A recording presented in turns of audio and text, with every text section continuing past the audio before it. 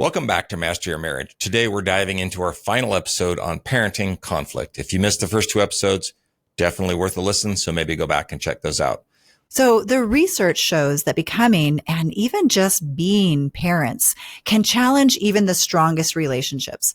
I work with couples every day who struggle to feel aligned and on the same team when they're parenting. And those conflicts over the kids, as they heat up, they are fracturing couples. So if you're navigating parenthood and feeling that strain on your relationship as you do so, rest assured that you are not alone. Today, we are going to provide solutions that are grounded in decades of study from experts like John Gottman. So let's jump in here on Master Your Marriage.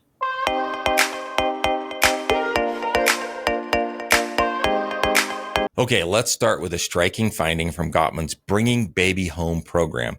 In their research, it shows that approximately 67% of couples experience significant decline in their relationship satisfaction within the first 3 years after a child comes home or a child enters their lives. Crazy, right? And for many, this continues well beyond the first 3 years. This isn't a minor dip. We're talking about a full standard deviation. I don't know if you know what that means, but that is a significant amount of dissatisfaction for a majority of those couples, 67%. And for most of these couples, this translates into increased conflict, diminished emotional connection, and less overall mutual appreciation in the relationship. Yeah.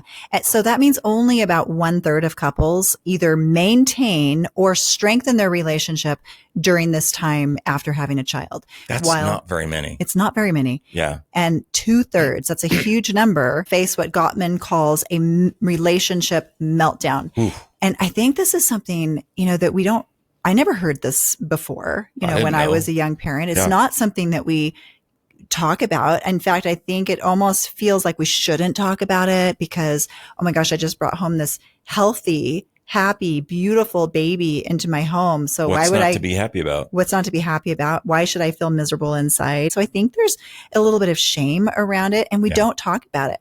Like I said, I never had any idea that this was going to happen and I really wasn't prepared for it.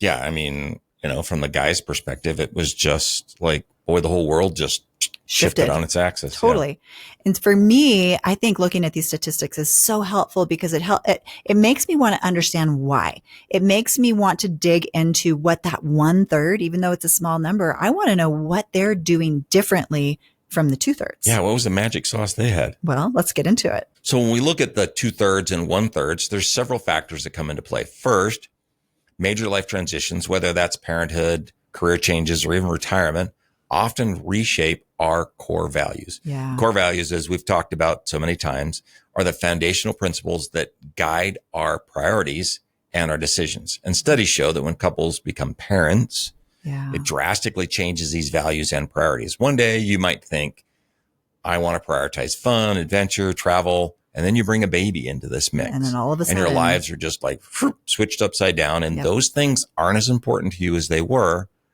And new parents often just start to prioritize more maybe conservative values like stability, security, and tradition over the other desires that they used to have for maybe spontaneity or independence. Exactly. The research suggests that these values and this shift towards stability and security and safety, these things become really strong and really powerful, especially for women as we become mothers.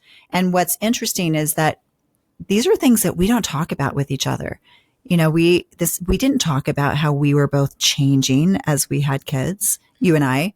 We didn't talk about the changes that were going on internally. Like, I don't think that Did we even know there were changes internally? Well, that's what I was going to say. I don't think, I would have known how to talk about the changes, but I also don't even think I would have understood back then why it was that all of a sudden I felt like a different person. Why am I so different? And the problem, this becomes a really big problem because when partners fail to discuss these evolving values and these evolving priorities, and they fail to update their love maps with each other, it creates a disconnect. Yeah, well, it also causes erosion, which I know you're going to talk about in the relationship, but I just sort of remembered the little joke that I used to make. Like, when we were married and it was just the two of us, I was first place in your life and you were first place in my life. And the minute we had our first child, I just told everybody, it's like, nope, I moved to second place. Then we had 4 kids. I was in 5th place. Yeah, that wasn't a very funny joke. Yeah. And it's not a fun joke, but it's pretty much how I felt in the situation. I felt like everybody else was more important than me in that situation. And I don't know that I necessarily felt like everyone else was more important. I just didn't understand why I was less important. Yeah. And so I think that's key. That's what we're talking about, is that when we don't have the language to discuss what is happening to each of us, what your experience was different than what my experience was, then all of a sudden we have this disconnect, and that disconnect leads to the erosion, which now all of a sudden it became like, oh, these simple little decisions that should have been simple, like who's doing what chores, or what time bedtime is, or when you're supposed to brush your teeth, or whatever. Like these little simple things suddenly become these war zones for couples. Yeah. I love that you said we didn't have the language. Right. Not only do we not understand, but we didn't have the language. And I love that we're going to get into some language, the language. So let's dig deeper into sort of understanding these core values, because I don't think most people truly grasp how powerful they are, how meaningful they are, and how they just drive everything. Exactly. And you would think that values are about your preferences, like, oh, I don't like tomatoes on my hamburger. That's a preference. Or I like the color blue, or what I want to have for dinner, right? Values are just, they're so much more important than that. They're so much deeper. They shape our identity. They motivate every action that we do. They control our behaviors. Values are what you deem most important in life, and they represent who you are at a deep unconscious level. And people will fiercely defend their highest priority values, and sometimes to an extreme. This is where a mama bear thing comes in, right? Because they reflect who they are and what matters most to them. In some cases, people will go to war or even risk their lives for these deeply held values. So I think that is such an important point to ponder on just a little bit, that when something is at the highest priority for us in terms of our values, we will sacrifice our resources, our time, our energy, our money, and we'll also, in some cases, sacrifice our lives to protect it if it's important enough for us. Absolutely. So now take that information and let's put that into the context of parenting. When something as intense as our values begins to surface in our parenting disagreements and they start to feel threatened, it's going to feel profoundly personal. I remember 2 specific incidents that came to mind today as we were preparing for this episode. Okay, I'm ready. Go. And they were both when I was a new mom. And of course, my brain had just gone through all this change. My values were shifting. I wasn't getting much sleep. We're going to talk about that as well today. But here I was, and I was actually thinking about leaving my marriage with a brand new baby, brand new baby, over a fairly minor issue. But back then, I didn't have the knowledge. I didn't have the language to be able to explain why it was that I was even considering leaving. But I do now, and I understand now that there was a deeply important core value that was feeling threatened. And therefore, my identity felt threatened because it went to the core of who I am. And therefore, I was willing to leave.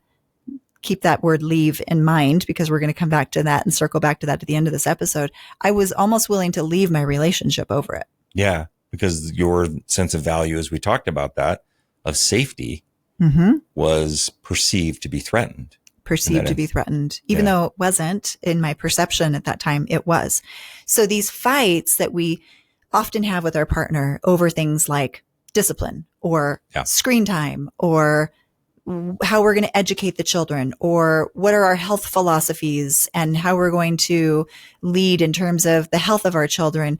These things might seem like small things, but they're not just logistical types of debates, because these can be topics that can have an underlying value that's associated with them that can feel like there's a threat to our very existence. And I want to focus on that.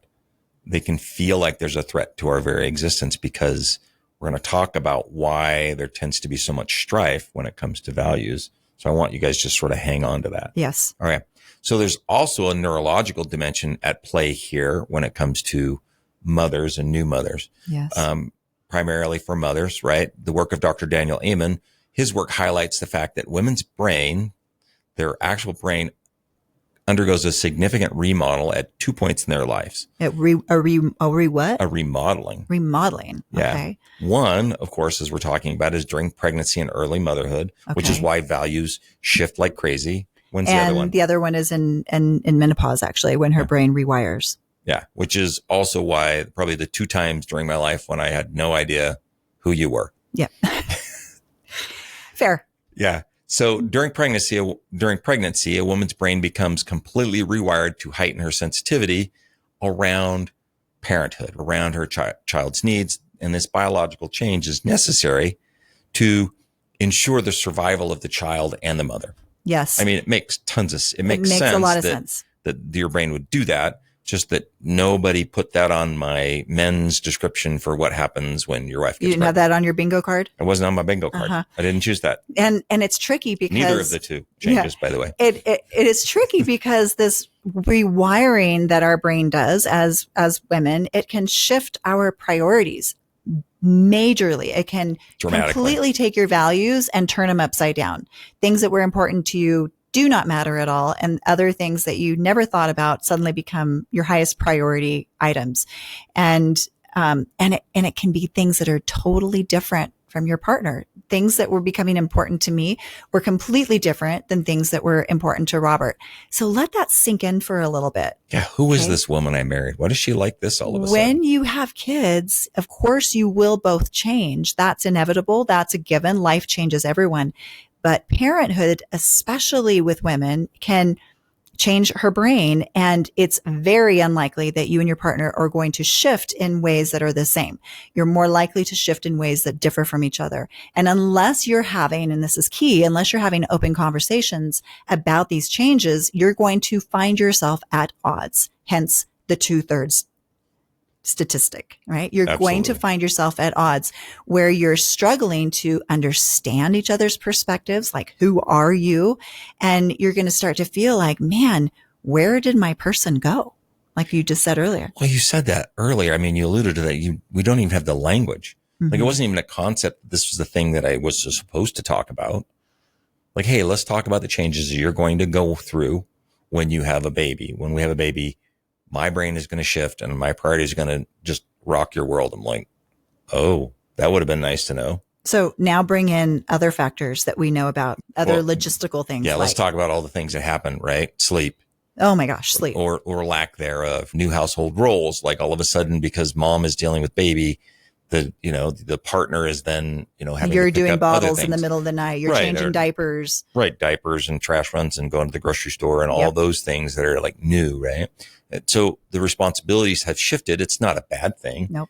But it's just that everything has changed. And now we have, let's pile sleep deprivation on top of that. And we know that one of the ways that you can torture people is we deprive them of sleep. That's true. Because it increases their stress, makes them more susceptible to what's known as an amygdala hijack. This is where the brain's emotional center sort of overrides rational thought, which makes us more reactive. And so we snap at each other over small issues, like you didn't do the diaper right. Mm-hmm. Then we sort of misread each other's intentions. And then our window of tolerance, as we've talked about on past episodes, closes so small. Yep. Right. And all this pushes us into fight or flight responses so much easier. And any wonder why we get snappy with each other over the silliest of things. And this again is why there's that 67%. Okay. Geez, I wish we knew this. Oh man, wouldn't that have helped? Oh my gosh. It so would have helped. Put all of this together. And obviously we've explained to you today why even strong relationships have this, what Gottman calls relationship meltdown after having kids. And I mean, we were obviously, as we've already described, we were the same. We were no different. We were absolutely there. When children came along, we both sort of went through these changes and the fights got a lot more intense because it felt like there was a lot more on the line when it came to just our values and these disagreements. I think it wasn't until we had kids that it became deeply personal, because I think that's when my values felt threatened. And that's also when I think I developed so much more resentment, and I would even say hatred at times, which sounds awful, but doesn't sound great. But oftentimes that is what's going on internally in someone who, when you feel like those values are being threatened. Yeah. And you wonder why you have more kids. I guess, I don't know, do it all over again. Yeah, So absolutely. now that we've unpacked why parenthood can shake up even solid relationships, let's shift and talk about solutions. And the hope here and the encouraging thing is that there is hope. 1/3 of couples actually stay equally happy or even become stronger after becoming parents. They got happier. They got happier. Yeah. But you're going to need to get proactive if you want to be in the 1/3. Yeah. It's not likely something that's just going to happen by accident. And a big part of that is going to be learning to identify and talk about your values around parenting, which again are those crucial aspects of your identity that shape how you both want to parent your children that you have together. I think we all think about the things that we want to do different from how we were raised. From how we were raised, right? I was raised with a very liberal dose of spare the rod, spoil the child. If you guys know what that means. What does that mean? That means use the rod a lot. So, you know, there was some spankings occurring at my house because that was sort of the rule around. That was how you discipline children. You whipped them, hand me your belt, those types of things. Yeah. And that was the time. There was a lot of that. And so you knew you didn't want to do that. Yeah. So the only thing I remember, we talked about this, like, I don't want to raise my kids that way. So subjugating that to the away froms, the only thing I really brought into my relationship is I just don't want to, I don't want that. I don't want that. And as a result, I never spent any time thinking about what I wanted it to look like. Yes. Right. But have you ever talked about what kind of parent you want to be before the baby comes? Or even amid the chaos? Yeah. Like, these unspoken mismatches really start brewing resentment. Yeah. It's like trying to build a house before you agree on the blueprint. You just end up with rooms that don't match and doors that don't line up or even open, and a whole lot of frustration. Yes. But if you have conversations about what kind of parents you want to be, then you're then you're preventing, well, maybe those who listen to this episode, I hope. That would be so good. I wish we would have done it. Then you're preventing that erosion that we've been talking about. So instead of resentment, instead of that hatred that I mentioned, you can have empathy, you can have understanding. And obviously that's going to change how you fight. It's going to cut down on those intense conflicts. It doesn't mean you're not going to still have conflict, but you can do it right. You can have positive conflict. Gentle conflict. Yeah. And in my work with clients, I've seen this time and time again, how when we are able to identify, talk about, have these open conversations about parenting values, it totally transforms the fights that couples are having. They go from feeling like they're so divided with this impossible chasm between them to being almost, if not totally, on the same page, at least close enough to being on the same page where they can at least come up with win-win solutions that honor both of their values. Absolutely. So what we're going to do now is we're going to walk you through the same step-by-step process that we use to guide our couples. If we're doing this with you in a class, in a retreat, in a private coaching session, this is the same process. We don't gatekeep. Same stuff. Yeah. So this exercise isn't to tell you how to parent. We're not going to tell you the best methods for parenting, but it's an exercise on creating unity between the two of you so that you can parent together without having that constant friction. Okay. So why don't you go with the first step? Cool. You ready? I'm ready. So the first step is you really have to be honest with yourself about what really matters to you. And I know there's a long list of that, but we're going to talk about this. So you can either do this step together or do it apart. But each partner will take time to list out their parenting values. We're going to talk about that in a minute. So don't worry about it. And we have 3 questions that will help you identify these values. First question. Okay. You can ask yourself this question. What is important to me in the context of parenting? What is important to me in the context of parenting? Okay. Right. So what is it that I want? Right. Initially, you probably have 3 or 4 things that are going to come to mind. And this is, I like to call it a brain dump exercise. Brainstorm. You just, like, whatever comes into your mind. Dogs are important. Cats are important. Dishes, whatever it is.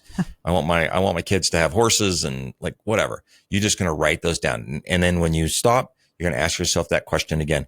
What is important to me? And I like to just sort of not necessarily say it out loud, but say it in my head. So I'm saying the words. What is important to me in the context of parenting? Again, you're going to write down your responses, and you're just going to keep going. And as you keep doing that process 3 to 4 times, yep, you're going to just start to uncover, right, these unconscious values. And you just keep going. And then you might have a list of 10 to 20 to 30 things. Doesn't really matter. Like, what are some things they might have on their list? Oh, I mean, like, I was joking about dogs, but maybe I want to raise resilient children, right? Maybe I want to teach my kids independence because I was taught that as a child, right?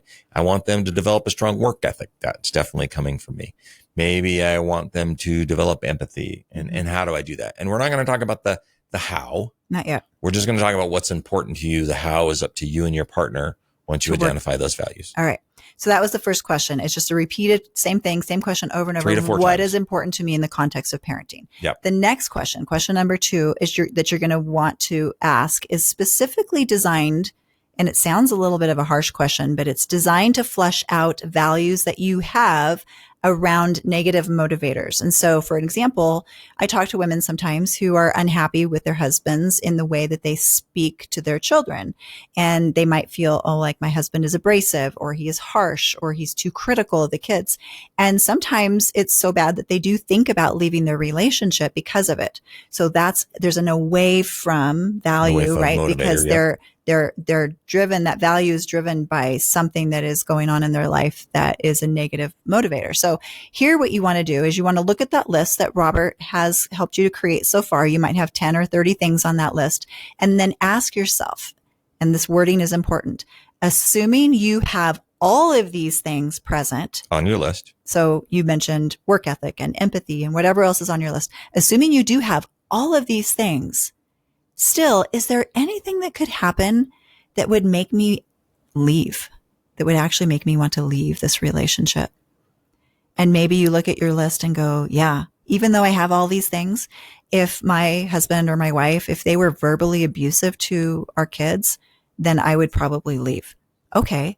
Well, then that's the negative motivator. So what's the value behind that? What's the opposite of that? Yeah. So what would you need then in order to stay? And that question, the what would you need in order to stay, that's likely going to be another value that you may not have thought of in the first question. So it may not be on your list. And if it's not on your list, you're going to want to add it to your list because it's important. So in this example, if the person were to say, yeah, I would leave if my person were verbally abusive, then what would I need to stay? I would need compassion, or I would need nonviolent communication, or kindness, or empathy, or something. And if that's not on your list, then you would add it. Okay. So this step 2, is the negative motivator. You'll want to repeat this step a few times until you start to just repeat yourself. Okay. But it will flesh out some values that are likely unconscious that you haven't thought of yet. So assuming you have all of these things present, is there anything that could happen that would cause you to leave? And if so, then what would you need to stay? Yeah, absolutely. Right. And the final question number 3, is as follows. Can you think of a time when you were totally motivated in the context of parenting? So we want you to think back to a specific example, a specific time, a specific event, so that you can revisit that. So the prompt will be, go back in your mind, see what you saw, hear what you heard, feel what you felt. And Charlotte has a great example from one of her clients where he said he was motivated because he just loved the hugs that his kids would give him. Yeah. So if you think back to a time that we were totally motivated, then the reason why this is important is that there's probably some feelings or attributes that are connected to that feeling of motivation. And motivation is always connected to a value. So what was going on at that time? What was the thing, right? What was going on in that instance? And so as you go back in your mind, so the example you brought up, it was a client. He said, oh man, every example that I go back to, there's joy, there's laughter, my kids are hugging me, there's physical affection and hugs. And so all of those things that he started to see in the past, those were all values. Yeah, joy, laughter, hugs, physical connection, yes, happiness, like all those then become part of your values, part of your value set. Exactly. All right. So now you probably have a really long list. You've asked these 3 questions until you can't think of anything else. Now it's time to sort your list. And you can sort it quickly by first going through, crossing out any duplicates. If you had duplicates on your list, no big deal. Just cross out anything that repeats. You also might see on your list, oh, these 2 words mean the same thing, like compassion and kindness. Maybe in your mind, those things are different. Maybe in your mind, those things are the same. So if you see words that mean the same thing, then you can just group them together and call them one thing. This is your list though, right? So your partner can't say those two things mean the same thing, right? So this is what it means to you in your list. And meanings are different for everyone. So yeah, if it means the same thing to you, you can group them together. But if they mean something different, keep them separate. Yeah. Now you want to order the list. And you want to order it in order of priority. So as quickly as you can, don't think about this too consciously. This is more of an unconscious process. You just want to look at your list and go, what's the most important thing? What stands out as the most important thing on this list? Great. Put a number 1 on it, next to it. Robert likes to what? You cross it out and rewrite it over on the other side of the paper, right? Yep. I'll just put my one list on the left side and then I'll start crossing it out and just pull it off until I have top 10, top 5. So you put number 1, you move it over to the right. And then you look at what's left and you go, well, now what's most important from what's remaining? Great. That's what's most important. That's number 2. Cross it out, move it over to the other side. So continue to do this quickly until you've ordered all of them. Now, I order the top 10 or 15 because if I have 30, that's a long list to reorder. But then I look at it and just like, oh, is there anything else that needs to be over here? Mm-hmm. Right. And I think what people find is that the first 5 or 6, maybe they pop off really quickly as super important. And then, like you said, you kind of get down to where you're at number 10 and you're like, these are all the same. From 10 down to 30, they're all like equal priority. Yeah. I feel the same about riding dirt bikes as I do riding horses or something. Yeah. Whatever those would be. Yeah. And that is what most people find, is that the top ones are the most important. They're the main drivers. So the top 5 to 10 are really the ones you want to be talking about with each other. Yeah. And here's the one thing that I do want to talk about, because as we've done this values work with some of our friends have taken our course and they ended up like getting in a fight when they started to share their values with each other. And just remember, they're your values. And as Charlotte talked about in the beginning, like values are the thing that you will defend. If you want to set somebody off, start speaking poorly about their choice of values. Oh my gosh. Yeah. Right. Which really brings us to the next piece. Yeah. Which is that once you've made this list and once you both have your list, you want to come together and talk about it, because maybe up to this point, maybe you've done this together side by side, or maybe you've done this in totally different rooms. Right. But and now you come together. You need to come together. And remember that one of the things that I like to say is that I don't think we have disagreements. I think we have values mismatch. Exactly. We have areas where my value is important and your value is important, and we're just butting heads because we don't understand the values. And so this is so important for understanding your partner's values. So you move into this process with compassion and understanding. That's right. So when we finally get together and we want to share and compare our lists, this is not a time for judgment. It's not a time for debate. Like Robert said, we've seen people do that where they're like, why is that number 1 for you? Why isn't this number 1 for you? Yeah. Well, that's not important. Why do you have that on your list? And we've had several phone calls, and I say several over the years, from couples that are on their annual retreat, resetting their values, and they get stuck hard. Yeah. They get high centered on a value. Which is why a lot of people actually reach out to have us help them do it. Yeah. Actually, because they need a little bit of coaching on that. But the point is, you want to be listening with curiosity. You want to have empathy. You want to have more understanding, because the more understanding you each have about one another's values, like when you can really understand them, the better you're going to get at finding solutions to your problems that will incorporate both of your values sets, at least those top 5. Yeah. So sit down together. Maybe you do this over coffee. Maybe you do this on a walk. Maybe you go for a hike one day. Maybe like Robert and I do, maybe you do it on a weekend getaway and you go through your lists together and you share them.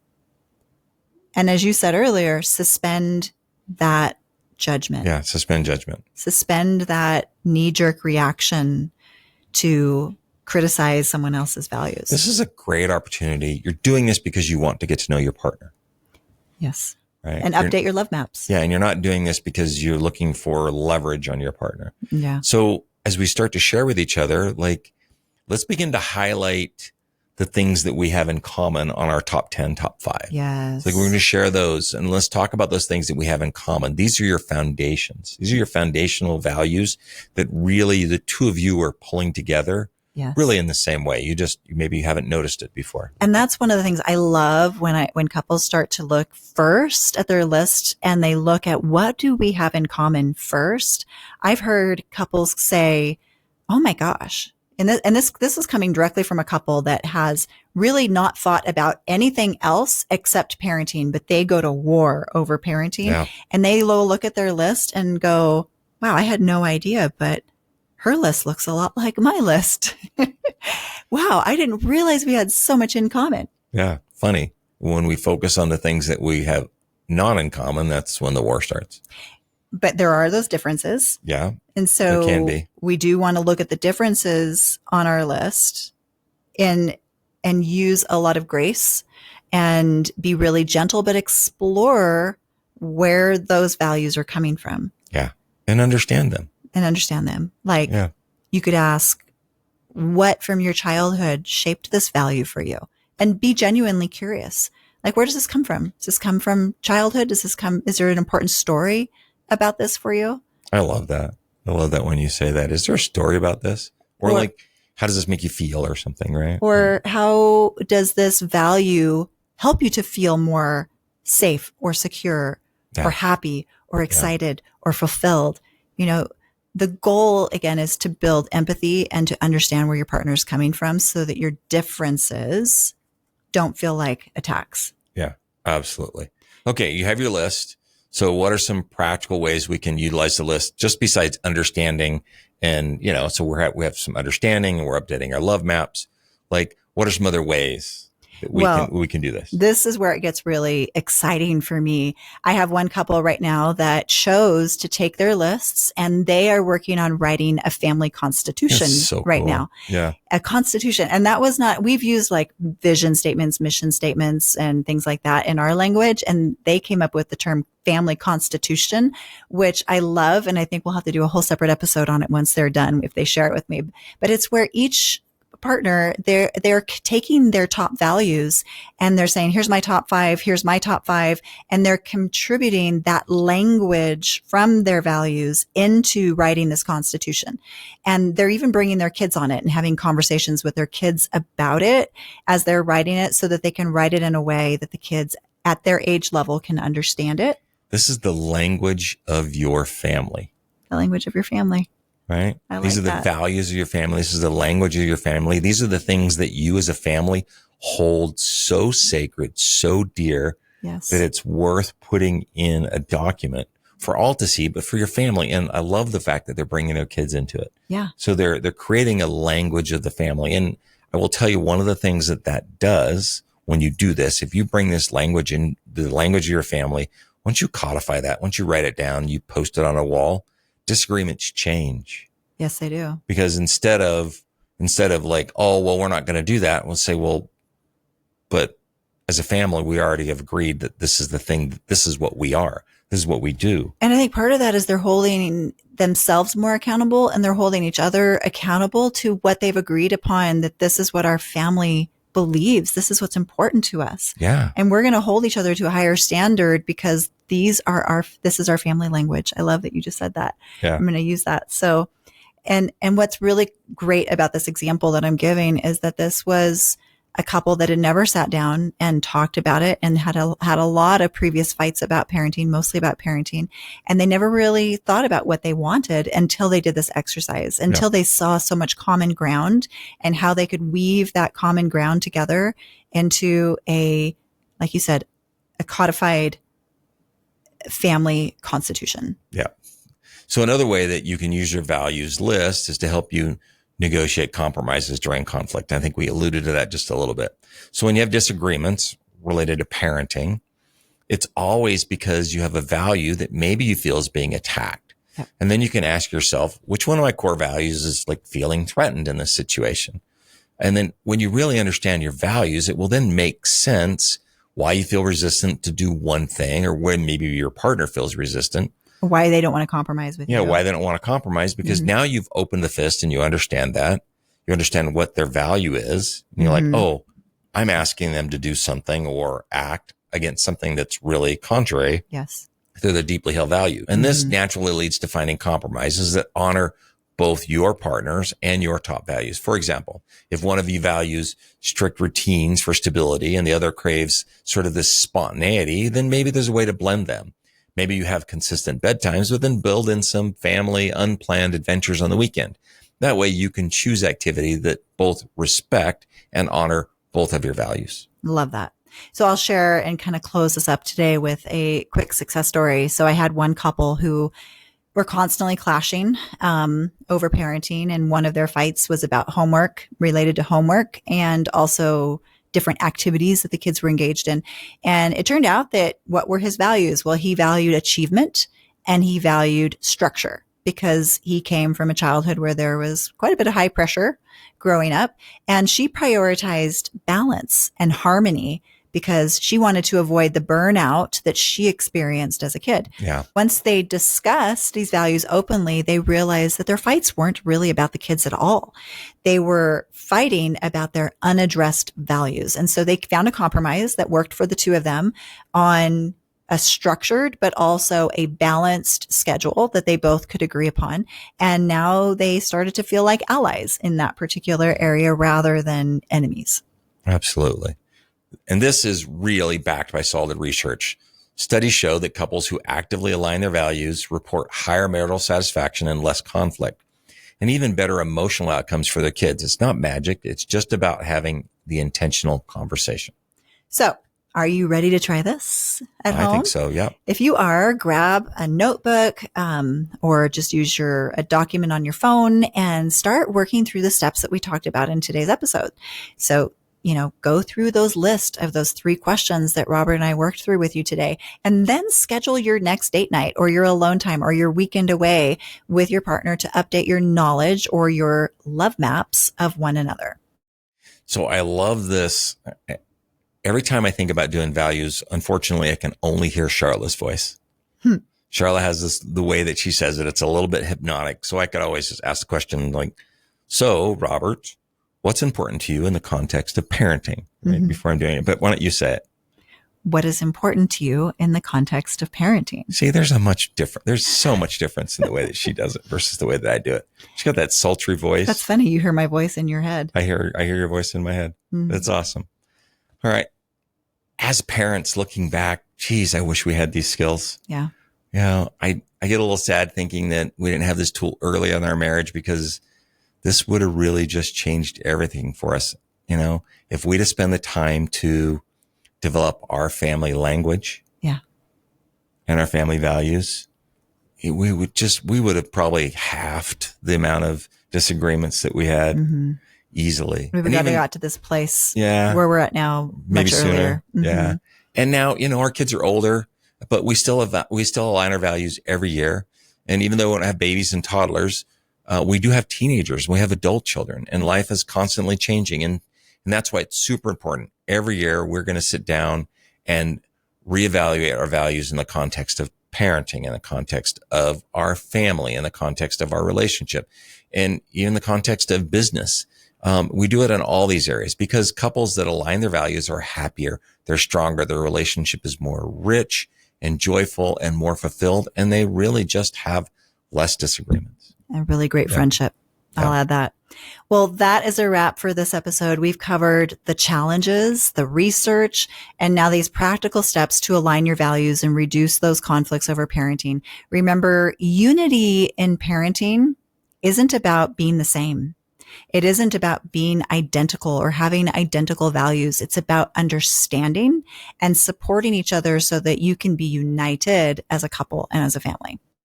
Absolutely. If this episode resonated with you, we'd love to hear about it. Drop us an email at masteryourmarriage@gmail.com, or come over and reach us on Instagram at masteryourmarriage.